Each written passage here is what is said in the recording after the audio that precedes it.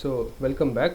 Uh, so we will start in this lecture. I'll be introducing the notion of seminorms, and in the subsequent lecture I'll be proving some important results on seminorms and topological vector spaces. So let us start with the definition. A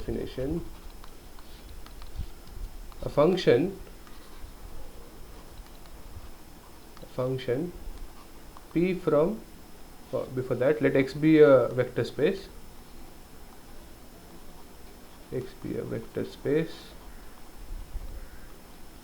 A function P from X to R is said to be a seminorm.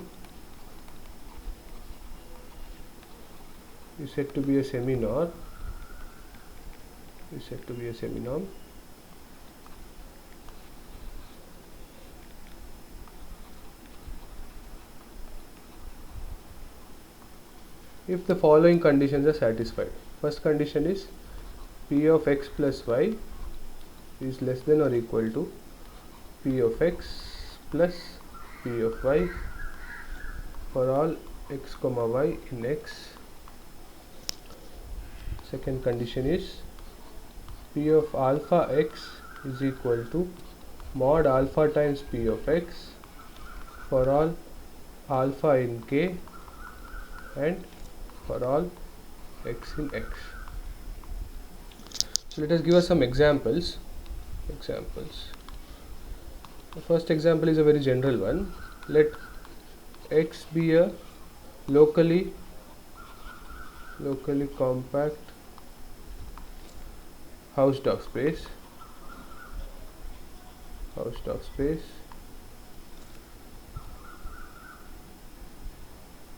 Right? For example, Rn is locally compact Hausdorff. If you don't know what is locally compact, then you can just think of X to be Rn, and let K be any compact subset of X,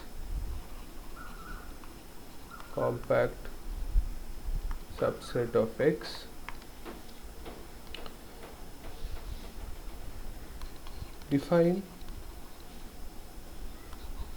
P from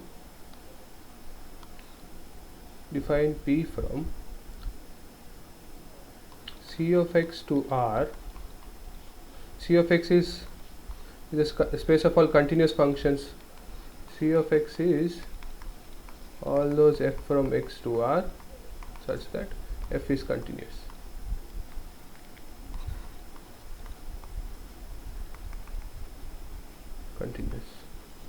Define P from X to R as follows. Pk. This we are trying to define a seminorm. The seminorm is defined with respect to a compact set K. So Pk of f is equals to supremum of modulus of f of X, where X is varying over K. It's easy to show that Pk is a seminorm. Okay, it's an easy exercise.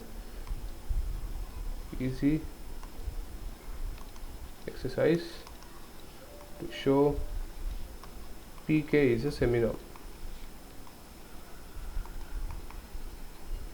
Okay. Second example, let X be a normed linear space.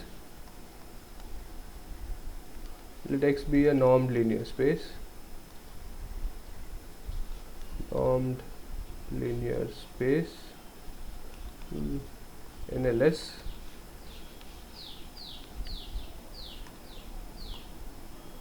Let X star be the dual of X. By dual we mean this X star is a space of all continuous linear functionals. X star is all those f from X to K such that f is linear and f is continuous. Okay.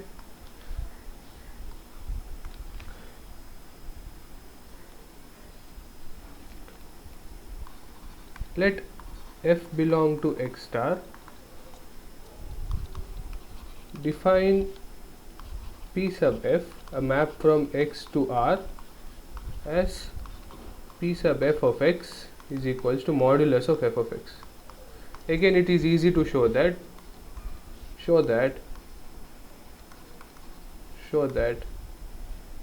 Pf is a seminorm on x. This is a seminorm on C of x.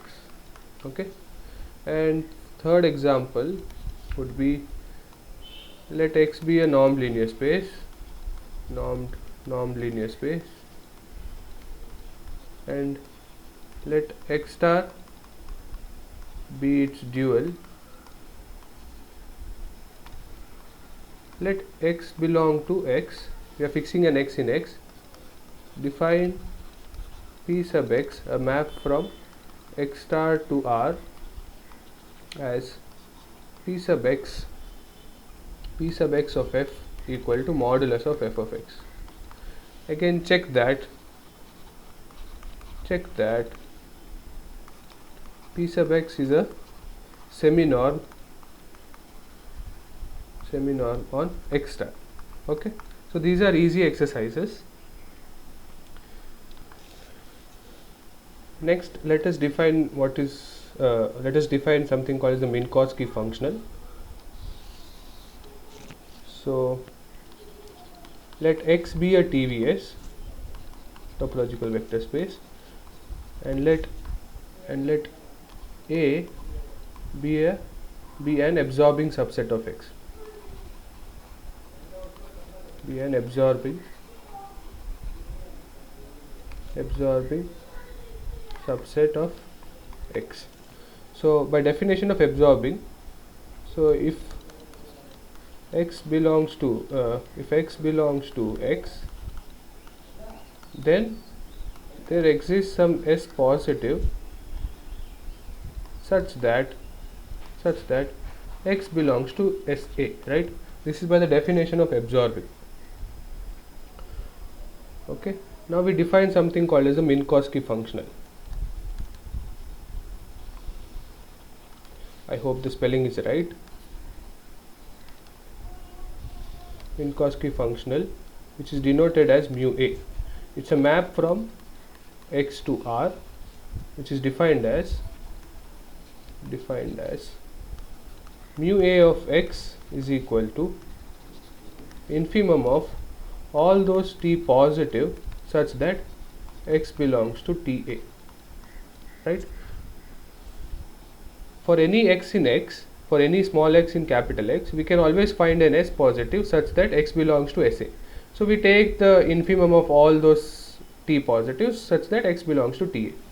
Since A is absorbing, we get that this mu a of x is greater than or equal to 0 and strictly less than infinity for all x in A, right? So this is an important definition. We'll be coming to this in some time. Before that, let us look at some important properties of seminorms. Theorem. These are more or less properties of seminorm. Let P from x to R be a seminorm.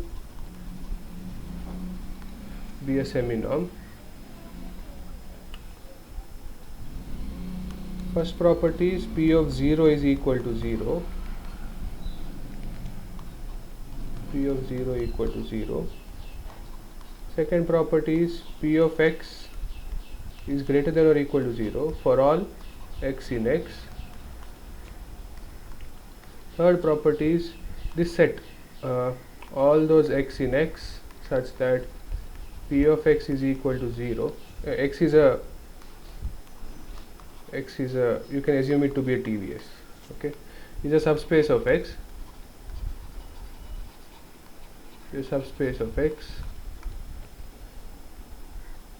For the fourth one, let A be equal to all those x in x such that P of x is strictly less than 1.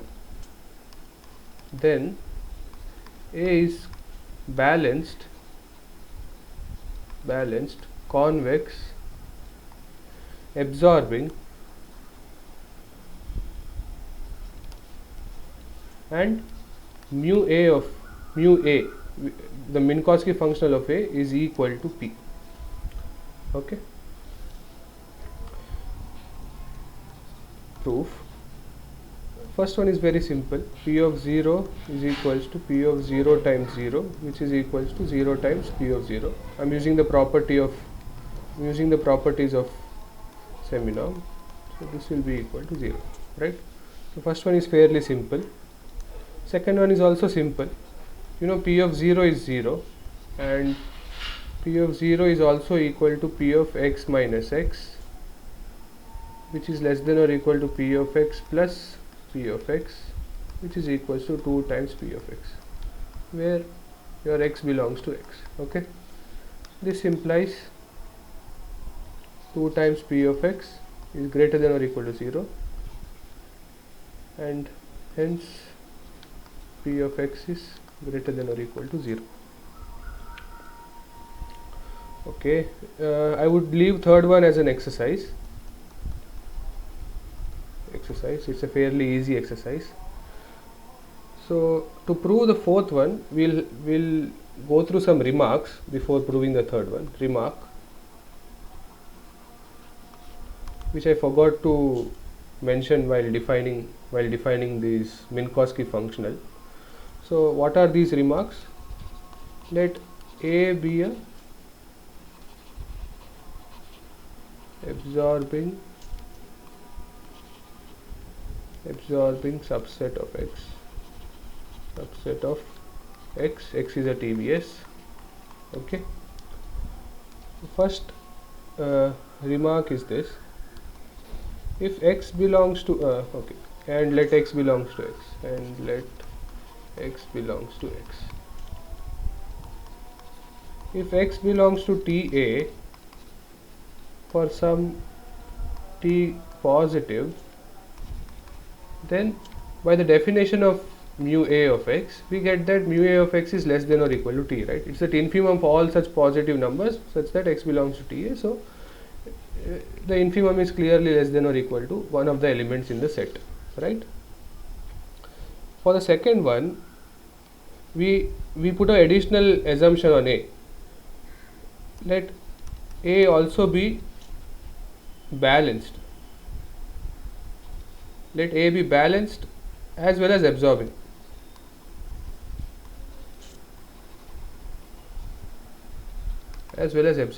Okay.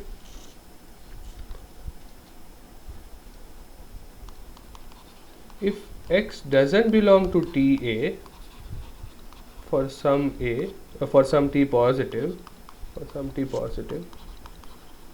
then mu a of x is greater than or equal to t. We'll be using these remarks in some of the proofs. So why is this true? So suppose or assume mu a of x is strictly less than t. Okay, then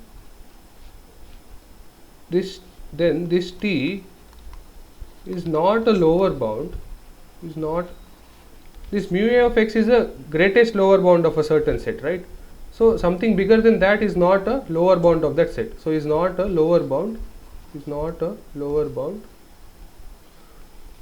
of which set? All those S positive such that x belongs to SA.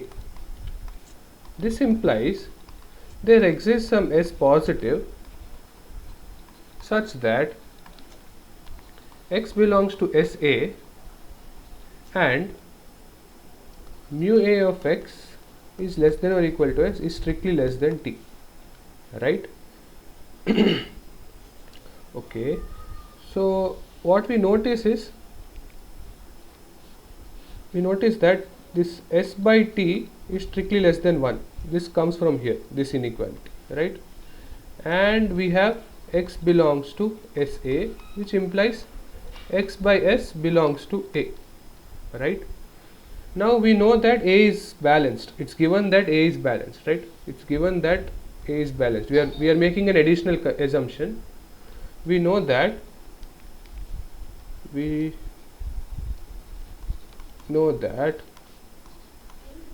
A is balanced, right? Hence S by T multiplied with x by T times x by S also belongs to A. This implies x by T belongs to A, which implies x belongs to T times A, which is a contradiction to our starting assumption, right? We assume that x is not in TA for some T positive, but we came to a conclusion that x belongs to TA. Why did we come to that conclusion? Because we assumed mu A of x is strictly less than T. Hence, our assumption is wrong, and mu A of x is certainly greater than or equal to T. Okay. The third one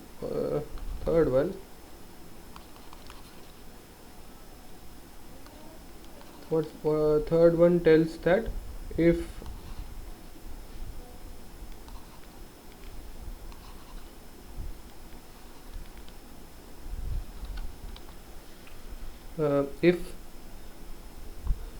mu A of x is strictly less than T for some T positive, then x belongs to TA. This easily follows from B. Why? Suppose x doesn't belong to TA.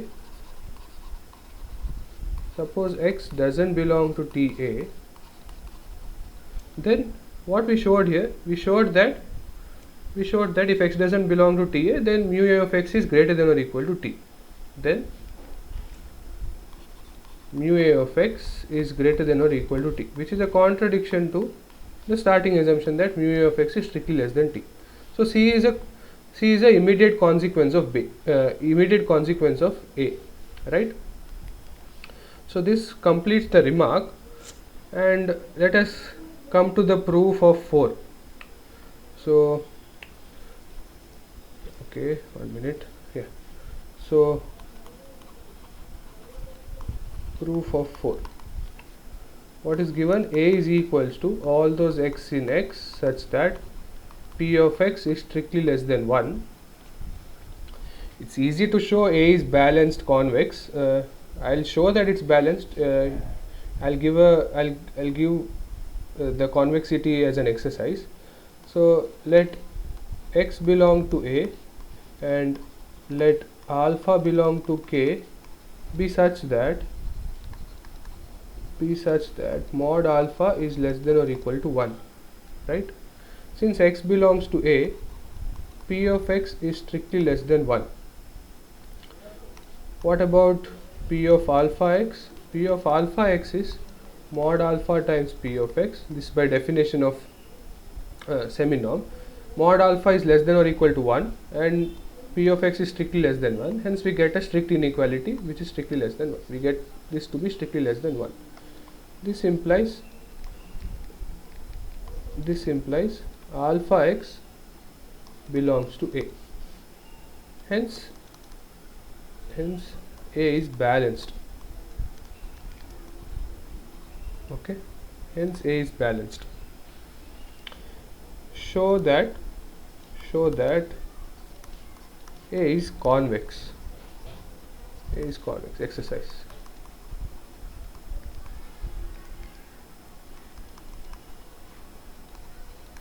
Okay, show that A is convex. Next we show A is absorbing. What do we need to do to show absorbing? We need to start with an element x in x. Let x belong to x. Okay. Choose some s positive such that P of x is strictly less than s, right? P of x is a real number. In fact, P of x is a non-negative number, right? And we are choosing some positive number which is bigger than P of x. We can always do this. Why can we do this? Maybe we can always do this because of Archimedean property. Recall what is Archimedean property and you will be convinced that we can always do this, right? So once we have this, we get that P of x by s is strictly less than 1. This implies x by s belongs to A This implies X belongs to SA, right? This shows that A is absorbing, right? This shows that A is absorbing. Next, we show that the Minkowski functional with respect to A is nothing but P, right? We show that these two are, once we have a seminorm and we consider this set A, and we consider this Minkowski functional with respect to the set A, it turns out that the Minkowski functional with respect to A is equal to the seminorm that we started, that is P. Okay. So to do that, we'll show that the two functions are equal at every point of X. So let X belong to X. Let S be positive such that P of X is strictly less than S. The same thing that we did here, right? Let S be positive such that P of X is strictly less than X. Then whatever we did here, same argument, same whatever we have done here, we get that X by S belongs to A, right? X by S belongs to A, that is X belongs to SA. This implies mu A of X is less than or equal to S, right? So if we start with a S positive such that P of X is strictly less than S, we could conclude that mu A of X is also less than or equal to S. Now we claim that mu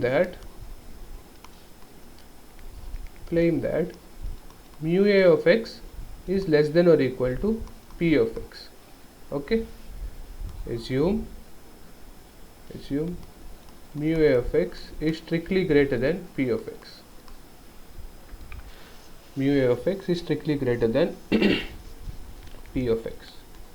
So we have P of X less than mu of X. I just rewrote whatever this is. Now we choose S positive. Choose S positive such that P of X is strictly less than S is strictly less than mu A of X, right? We have assumed P of X to be a is a real number which is strictly less than mu A of X, so we can find another real number between P of X and mu A of X, right? Now what happened when we made such a choice? If we choose P of X strictly less than S, we could conclude that mu A of X, if we choose S such that P of X is strictly less than S, we could conclude that mu A of X is less than or equal to X. So by previous argument, we get mu A of X is less than or equal to S. But do you see this? S is strictly less than mu A of X, which is less than or equal to X. That is, S is strictly less than S, which is a contradiction, right?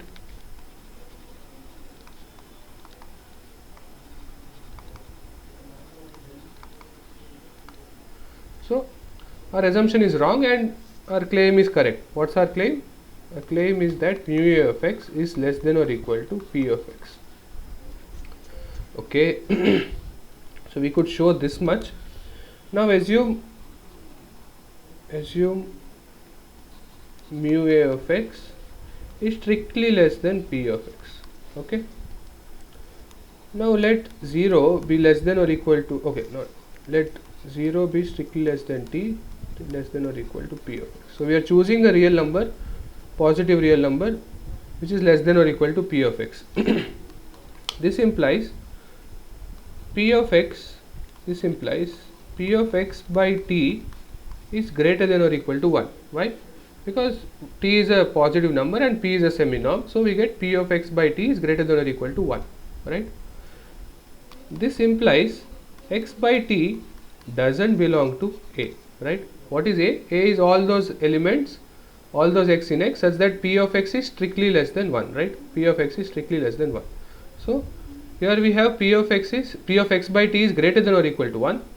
It's greater than or equal to 1. So x by t doesn't belong to A. X by t doesn't belong to A. Okay. Next,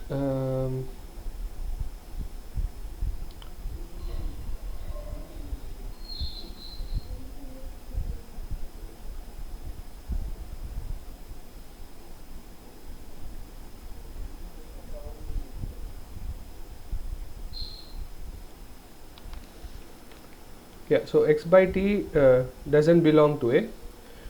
Now, since we have assumed mu A of x is strictly less than p of x, this p of x is again mu of A is the greatest lower bound, and a number bit greater than that cannot be a lower bound of that particular set. So there exists some t positive such that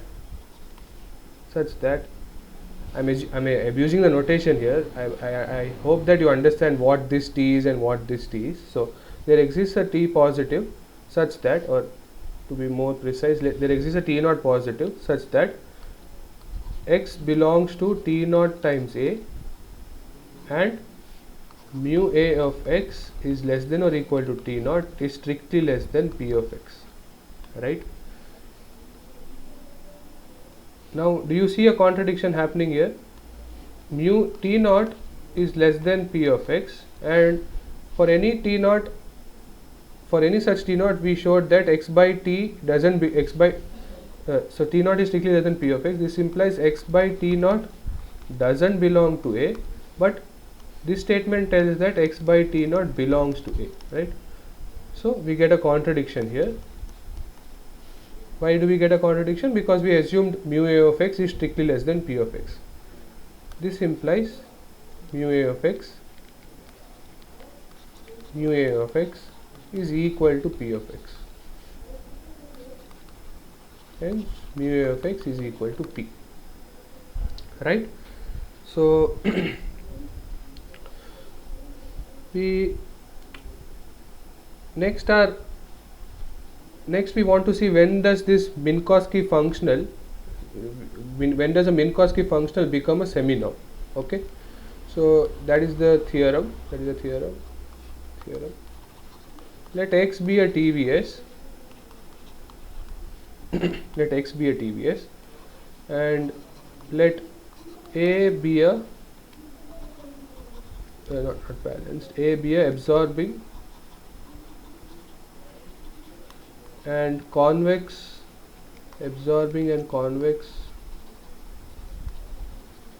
subset of x, right? Then first property says that mu A of x plus y is less than or equal to mu A of x plus mu A of y for all x comma y in x. B tells that mu A of t times x is equals to t times mu A of x for all t non-negative and for all x in x. In addition,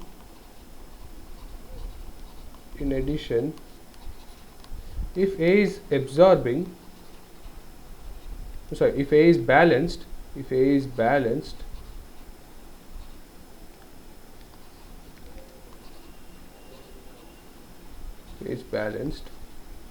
then mu A of alpha x is equals to mod alpha times mu A of x for all alpha in k for all x in x, right?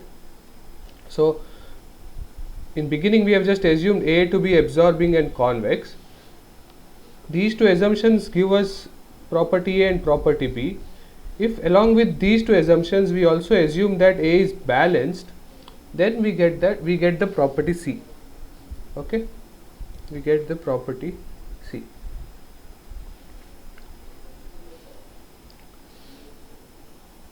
D if we consider B to be all those x in x such that mu a of x is strictly less than 1, and C to be this set all those x in x such that mu a of x is less than or equal to 1, then we have that B is a subset of A, which is a subset of C.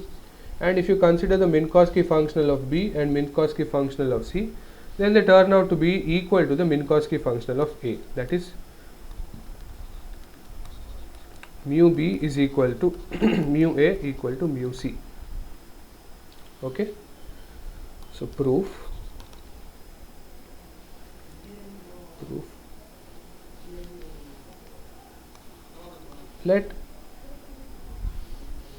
Let x comma y belong to x, right?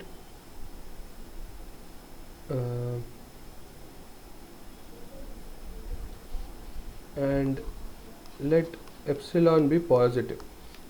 What we want to show is mu a of x plus y is less than or equal to mu a of x plus mu a of y plus epsilon for all epsilon positive. So if we show this, then we are through, right? If we show that for every epsilon this inequality holds, then we can conclude that mu a of x plus y is less than or equal to mu a of x plus mu a of y. So let us consider mu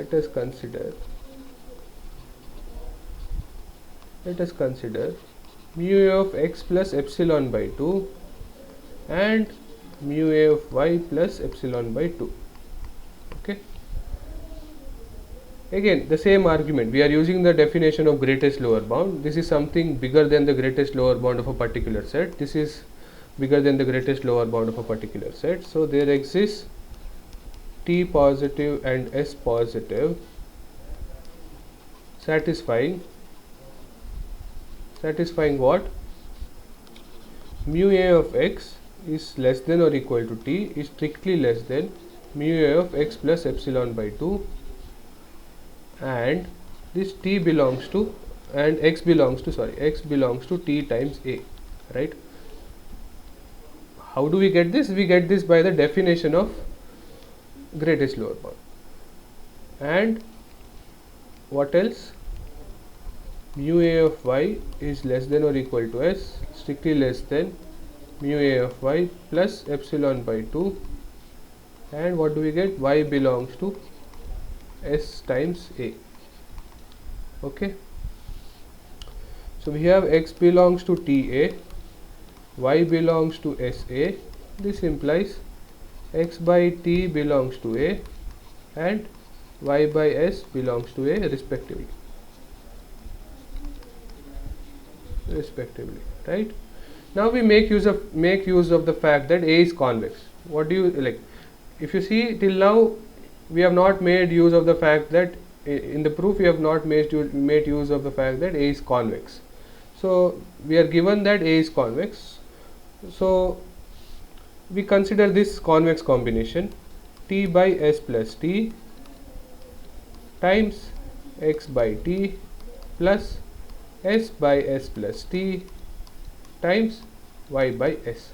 This is a convex combination. Why is it a convex combination? Because T by S plus T is equal plus S by S plus T is equal to 1. So we have a convex combination here, and since A is convex, this belongs to A.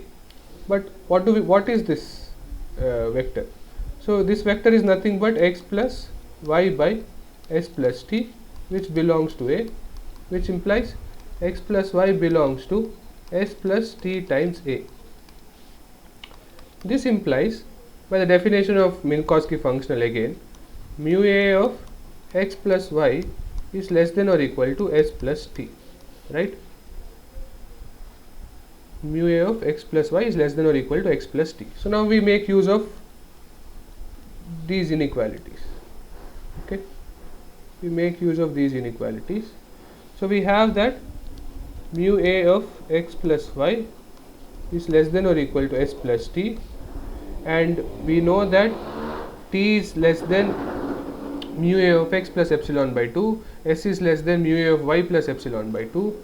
So we get that this is less than or equal to mu a of x plus epsilon by 2 plus mu a of y plus epsilon by 2, which is equal to mu a of x plus mu a of y plus epsilon. Since this is true for all epsilon positive, we can conclude that mu a of x plus y is less than or equal to mu a of x plus mu a of y. So we have shown one of the conditions that is needed to prove mu a is a semi-norm, that is mu a of x plus y is less than or equal to mu a of x plus mu a of y. So next we prove B. So let T be positive. This is a simple proof. It quickly follows from the definition of the Minkowski functional. So let T be positive and let x belong to x. What is mu a of Tx? Mu a of Tx by definition is the infimum of all those S positive such that Tx belongs to SA, right? Tx belongs to SA. This is nothing but infimum of all those S positive such that x belongs to, before that t can be greater than or equal to 0. I'm sorry. T is greater than or equal to 0. What happens if t is 0? If t is equal to 0, then mu a of t times 0, which is mu, I'm sorry. If t is 0, mu a of 0 times x, which is mu a of 0. What is mu a of 0? Mu a of 0 is infimum of all those S positive such that 0 belongs to SA, right? 0 belongs to SA. Note that 0 always belongs to A. Why is this? Because A is absorbing. A is absorbing.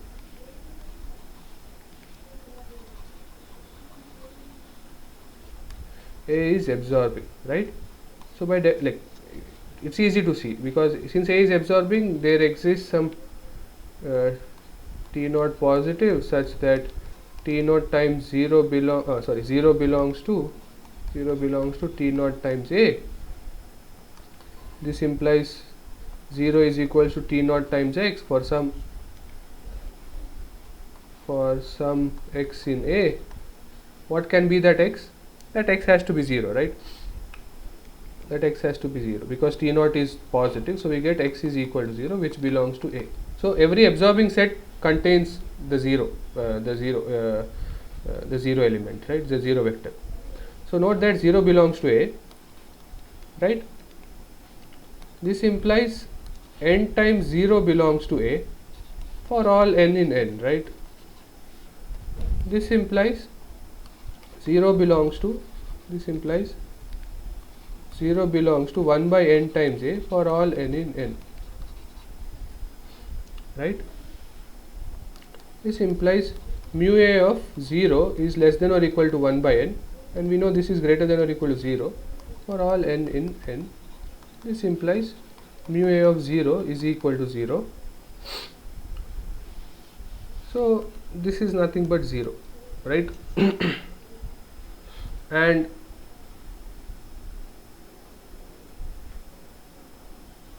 and mu A of x and t times 0 times mu A of x, that is also 0. So this for t equal to 0, the result holds. What is the result? Mu A of 0 times x is equal to 0 times mu A of x. This holds, right? So let t be positive, then mu A of tx is equals to infimum of all those S positive such that x belongs to, or t times x belongs to SA, right? This is equal to infimum of all those S positive such that x belongs to S by t times A, right? So since t is positive, I can multiply and divide by t, right? S by t times A, and I can take this 1 by t inside because it's an, and it does not change the fact that the infimum doesn't change, right? I hope you understand what I'm doing.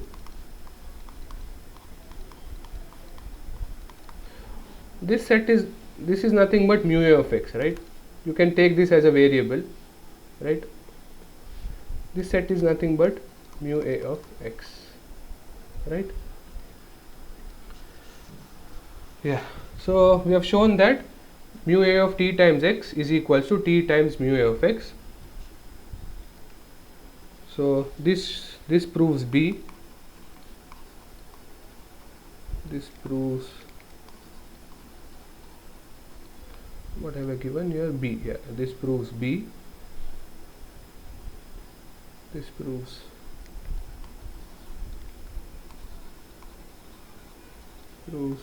B. To show C, now if we show C, then we can conclude that mu a is a seminorm, but we need an additional assumption here. A is balanced. A is given to be balanced.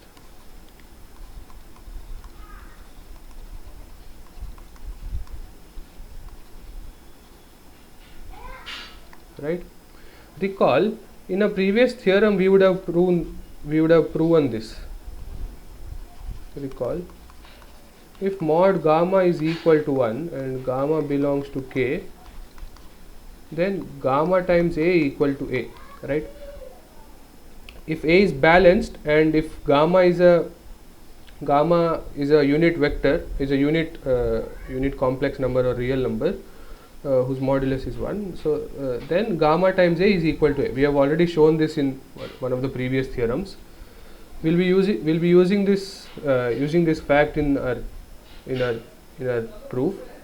So let alpha belong to K and let x belong to x. If alpha is 0, then by previous result we are done, right? If alpha is 0, then mu a of alpha x is mod alpha times mu a of x. It follows from B. Follows from B, right? So we can assume alpha is non-zero. Alpha is non-zero. So let alpha be non-zero. Okay. What is mu a of alpha x? Mu a of alpha x is infimum of all those t positive such that alpha x belongs to t times a, right? This is equal to all those t positive such that, now we decompose this alpha. So this alpha is equals to mod alpha times e power I theta for some theta, for some theta in R. Okay. So we have that mod alpha times e power I theta times x belongs to Ta. This is infimum of all those t positive such that x belongs to t by mod alpha times e power minus I theta times a, right? I have divided by this, right? So here we use the fact that e power minus I theta times a is equals to a. Since mod of e power minus I theta is equal to 1, we use this fact, right? So we use this fact in this equality, all those t positive such that x belongs to t by mod alpha times a, right? This is nothing but a. This set is nothing but a. Now again, what we did in B, we have mod alpha. This is equal to infimum of mod alpha times infimum of all those t by mod alpha positive such that x belongs to t by mod alpha times a, right? And this is nothing but mu a of x, right? Mod alpha times mu a of x. So if A is balanced,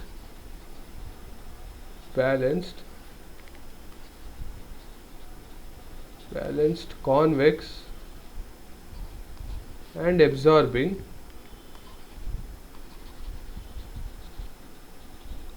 then the Minkowski functional mu a is a seminorm. is a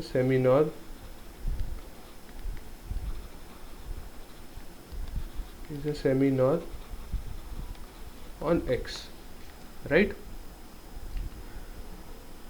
What did we show in the previous theorem? In the previous theorem we showed that if we have a seminorm, then it can be realized as a Minkowski functional for a certain set, right? Now if we have a it's like a converse. If we have a balanced convex absorbing subset of X, then the Minkowski functional forms a seminorm, right? So let us prove D quickly.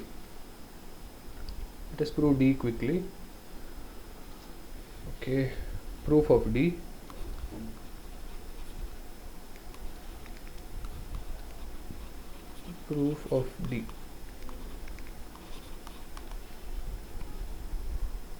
What is B? B is all those X in X such that mu A of X is strictly less than 1, and C is all those X in X such that mu A of X is less than or equal to 1, right? So let X belong to B, then mu A of X is strictly less than 1. This implies X belongs to A. Why does this imply that? If X doesn't belong to A, then by the property of Minkowski function, mu A of X has to be greater than or equal to 1, which contradicts this fact, right? Which contradicts this, right? This is from the remark that we have done earlier, right? If so I hope you understand what I am doing. So this implies B is a subset of A. Again, let X belong to A, then mu A of X is less than or equal to 1. Again, this is again by the property of Minkowski functionals. This implies X belongs to C. So hence X belongs to C, hence A is a subset of C. So this is very simple. B is a subset of A is a subset of C. Now by the property of infimum, we can conclude quickly that mu C of X is less than or equal, mu C of X is less than or equal to mu A of X. Mu A of X is less than or equal to mu B of X for every X in X. This quickly follows from the property of infimum and this inclusion, right? This inequality follows from this inclusion as well as the definition of infimum. Okay, if we show mu B of X is less than or equal to mu C of X for every X in X, then we are through. Then we are done, right? Okay. So let X belong to X and let epsilon be positive. Consider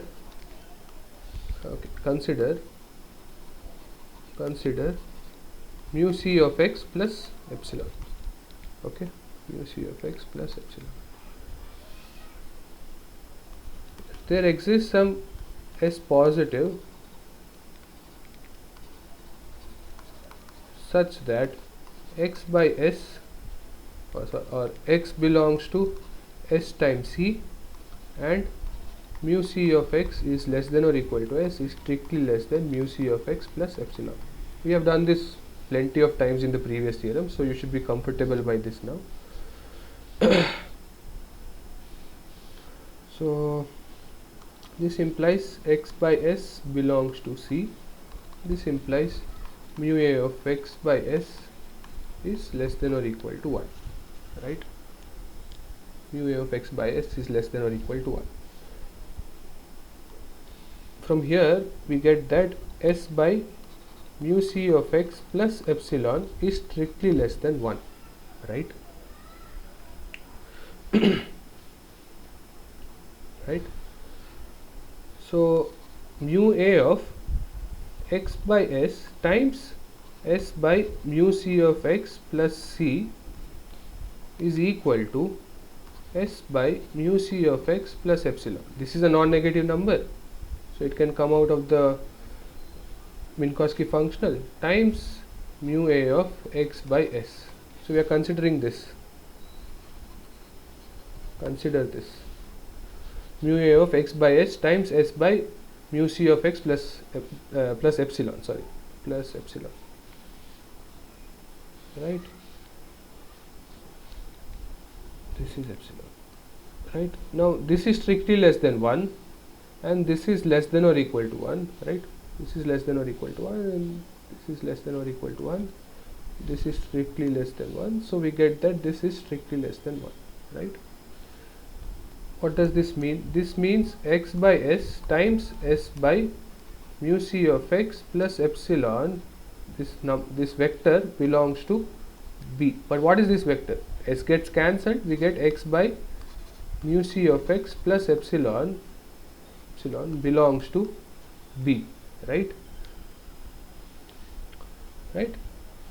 This implies mu B of x by mu C of x plus epsilon is less than or equal to 1, which implies mu B of x is less than or equal to mu C of x plus epsilon. Right. This is true for every epsilon positive. Hence, we get that mu B of x is less than or equal to mu C of x. Thus, we get that this completes the proof. Right. Thus, we get mu B equal to mu A equal to mu C. Right. So we'll stop here. I'll be doing some important theorems in the next video. So thank you.